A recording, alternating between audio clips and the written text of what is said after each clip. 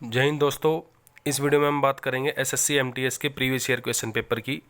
ये जो question paper है ये 5 जुलाई 2022 को आयोजित किया गया था और ये शिफ्ट नंबर 2 का पेपर है। शिफ्ट नंबर 1 का पेपर भी मैंने इस चैनल पर अपलोड कर रखा है। मैंने SSC MTS previous year question paper की एक प्लेलिस्ट बना रखी है इस चैनल पे, आप वहाँ पे जाके चेक कर सकते हो। और अगर आपको इन सभी क्वेश्चंस की पीडीएफ चाहिए तो मैं वीडियो के डिस्क्रिप्शन में टेलीग्राम का लिंक दे देता हूँ, वहाँ से आप पूरे यानी सभी क्वेश्चंस की पीडीएफ फाइल डाउनलोड कर सकते हो। तो शुरू करते हैं इस क्वेश्चन पेपर को। किस प्रकार के क्वेश्चन एसएससी एमटीएस के एग्जाम में पूछे जाते हैं। पहला क्वेश्चन जो पूछा गया था वो था 2011 की जनगणना के अनुसार निम्नलिखित में से कौन सा सर्वाधिक जनसंख्या वाला महानगरीय शहर है। यानी कि मेट्रोपोलियन सिटी पूछ रखा है और सबसे ज़्यादा जनसंख्या किस मेट्रोपोलियन सिटी की है, महानगर की। तो दिल्ली, मुंबई, चेन्नई और कलकत्ता ये भारत के 4 महानगर हैं और इन चारों में सबसे ज़्यादा पॉपुलेशन है मुंबई की। तो इस क्वेश्चन का सही जवाब हो जाएगा मुंबई। नेक्स्ट क्वेश्चन जो पूछा था वो पूछ रखा था सावी क्वासिकोर से पीड़ित है। एक व्यक्ति है या महिला जो भी है क्वासिकोर रोग से पीड़ित है, तो यह निम्नलिखित में से किसकी कमी के कारण होता है। तो क्वासिकोर जो रोग है इसमें हड्डियां कमज़ोर हो जाती है। सामान्यतः ये बच्चो61 में पाया जाता है और ये प्रोटीन की कमी से होता है। नेक्स्ट क्वेश्चन जो पूछ रखा था वो था निम्नलिखित मौर्य शासकों में से किसने 261 ईसा पूर्व में कलिंग युद्ध लड़ा था। तो कलिंग युद्ध आपको अच्छे से मालूम होगा, जो सम्राट अशोक थे उन्होंने लड़ा था। तो इसका जवाब हो जाएगा सम्राट अशोक। कलिंग युद्ध के बाद सम्राट अशोक का हृदय परिवर्तन हो गया था और उन्होंने धार्मिक जीवन अपना लिया था। नेक्स्ट क्वेश्चन जो है वो था निम्नलिखित में से कौन सा भारत के पूर्वी तट के पूर्ण या आंशिक भाग के लिए एक क्षेत्रीय नाम नहीं है। तो पूर्वी तट के पूर्ण या आंशिक भाग, तो इसमें आएगा मालाबार तट। क्योंकि अगर आप इंडिया के नक्शे को देखते हो और अगर आप इसके दक्षिण भाग को देखोगे तो कन्याकुमारी से लेकर जो डेल्टाई इलाका है जहाँ पे कृष्णा नदी गिरती है, डेल्टा बनाती है, ये जो तट है इसको बोलते हैं हम कारोमंडल तट। इससे ऊपर जो तट है ये है गोलकुंडा और इससे ऊपर है उत्तरी सरकार तट। तो पूर्वी तट के पूर्ण भाग के लिए एक क्षेत्रीय नाम नहीं है, तो मालाबार तट इसमें जवाब हो जाएगा। क्योंकि जो मालाबार तट है वो पश्चिम दिशा में पड़ता है, इधर कन्याकुमारी से लेकर जो कर्नाटक के मैंगलोर बंदरगाह है, ये जो कोस्ट लाइन है इसको हम कहते हैं मालाबार तट। तो ये पश्चिम दिशा में है और इसने यही पूछा है कि भारत के पूर्वी तट के पूर्ण या आंशिक भाग का क्षेत्रीय नाम नहीं है, तो इसका जवाब आएगा मालाबार तट। नेक्स्ट है श्रम और रोजगार मंत्रालय ने मार्च 2022 में प्रधानमंत्री श्रम योगी मानधन योजना के तहत क्या शुरू किया। तो इसका जवाब आएगा डोनेट ए पेंशन पहल। डोनेट ए पेंशन, ये 2022 में एक योजना चली थी मार्च के महीने में, तो इसका जवाब आ जाएगा डोनेट ए पेंशन। नेक्स्ट है डैश भारत का अंतर्राष्ट्रीय हवाई वाहक है और विदेशी यातायात को संभालता है जिसमें कार्गो और यात्री सेवाएं दोनों हैं। तो इसमें आएगा एयर इंडिया। हमारे हिंदुस्तान में जो एयर इंडिया और भारतीय विमान निगम, ये दो जो कंपनियां थी स्टार्ट में एस्टेब्लिश की गई थी। जो भारतीय विमान निगम है वो रीजनल हमें जो एयर कनेक्टिविटी प्रोवाइड करता है, जैसे आपको दिल्ली से मुंबई जाना है तो भारतीय विमान निगम आपको सर्विस प्रोवाइड करेगा। अगर आपको विदेश यात्रा करनी है तो पहले क्या होता था कि एयर इंडिया के थ्रू ही आप जा सकते थे। हालांकि आजकल तो बहुत सारी प्राइवेट कंपनी हैं जो विदेशों तक विमान सेवाएं प्रोवाइड करवाती है, लेकिन उस समय एयर इंडिया ही काफ़ी चर्चित था। नेक्स्ट क्वेश्चन है रीता गिद्धा नृत्य करती है, यह नृत्य शैली किस राज्य से संबंधित है। तो गिद्धा और भंगड़ा ये दो नृत्य ऐसे हैं जो पंजाब राज्य से रिलेटेड हैं। गिद्धा पंजाब की महिलाएं करती हैं जबकि भंगड़ा पंजाब के पुरुषों द्वारा किया जाता है।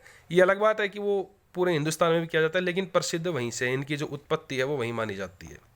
नेक्स्ट क्वेश्चन है यूईएफए यूरोपीय फुटबॉल चैंपियनशिप 2020 की विजेता टीम कौन थी।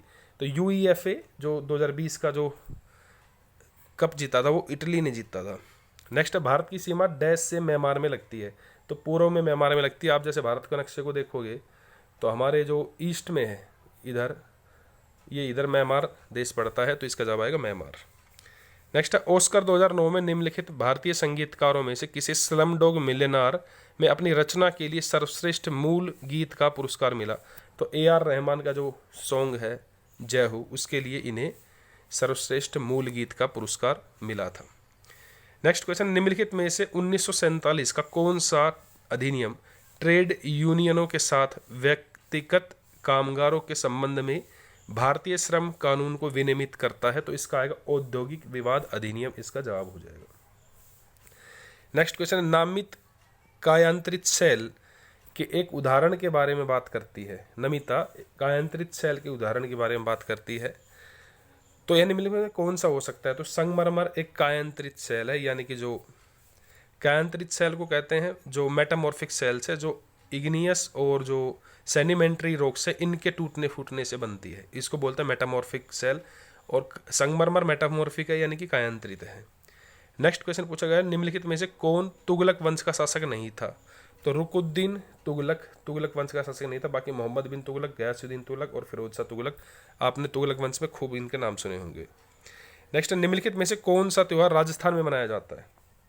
तो बूंदी उत्सव राजस्थान में सेलिब्रेट किया जाता है।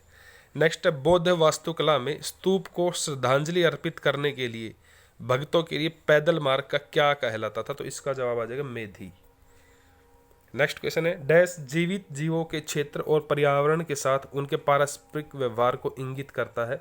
तो बायोस्फीयर यानी कि जीवमंडल ऐसी इस व्यवहार को इंगित करता है, मतलब कि इसकी तरफ इशारा करता है। नेक्स्ट है, निम्नलिखित में से वह कौन सा मानक साधन है जिसके द्वारा भारत में चुनाव कराए जाते हैं?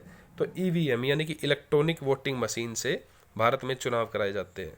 नेक्स्ट, आयनिक यौगिक NaCl यानी सोडियम क्लोराइड का रासायनिक नाम क्या है? जैसे मैंने बताया सोडियम क्लोराइड, जो सामान्यतः आप घरों में नमक खाते हो उसका केमिकल नेम सोडियम क्लोराइड होता है।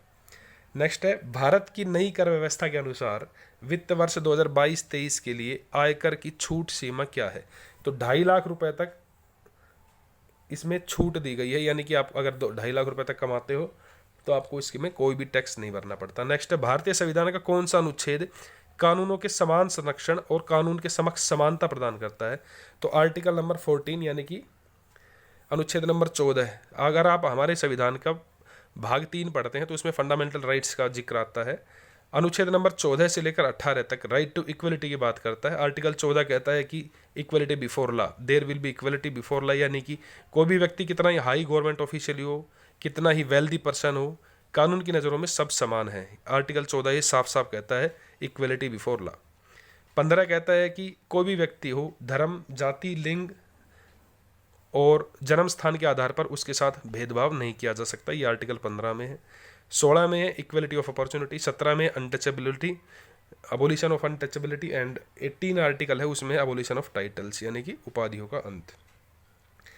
नेक्स्ट है FIDI फिडे 44वां शतरंज ओलंपियाड 2022 भारत में 2022 की गर्मियों में दौरान आयोजित किया गया। कहाँ? तो चेन्नई में ही होते हैं सामान्यतः। हिंदुस्तान में चेस की कोई भी इवेंट हो तो लगभग चेन्नई में आयोजित की जाती है।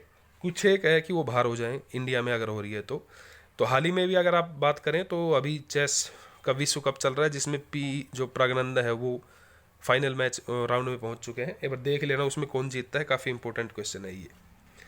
अगर मैं बात करूं वर्तमान वर्ल्ड चेस चैंपियन की, तो वर्तमान में विश्व चेस चैंपियन मैग्नस कार्लसन है जो नॉर्वे के हैं।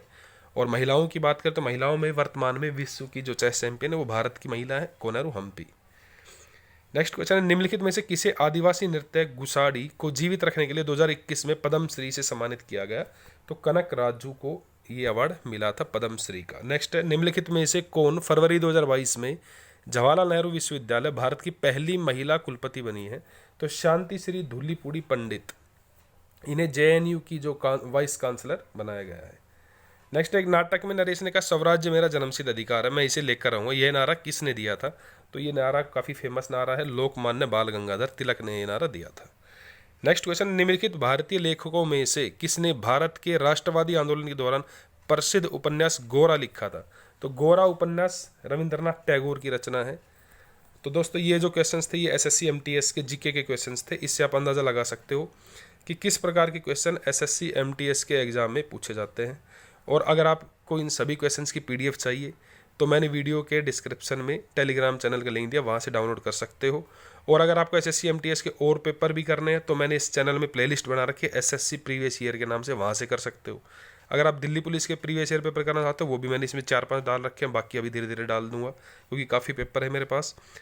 और जो हरियाणा की अगर आप तैयारी कर रहे हो किसी भी भर्ती की, ग्रुप C की हो या ग्रुप D की, तो उसके लिए भी मैं यहाँ पे 15 से ज़्यादा पेपर डाल चुका हूँ, जिसमें 6 से 8 पेपर तो हरियाणा ग्रुप डी के हैं और बाकी पेपर्स अदर भर्तियों के हैं। तो वहाँ से आप तैयारी कर सकते हो। करंट अफेयर्स की भी काफ़ी वीडियोज़ हैं इस पर, वो देख सकते हो, इंपॉर्टेंट है सारे क्वेश्चन। तो मिलते हैं नेक्स्ट वीडियो में, तब तक के लिए गुड बाय।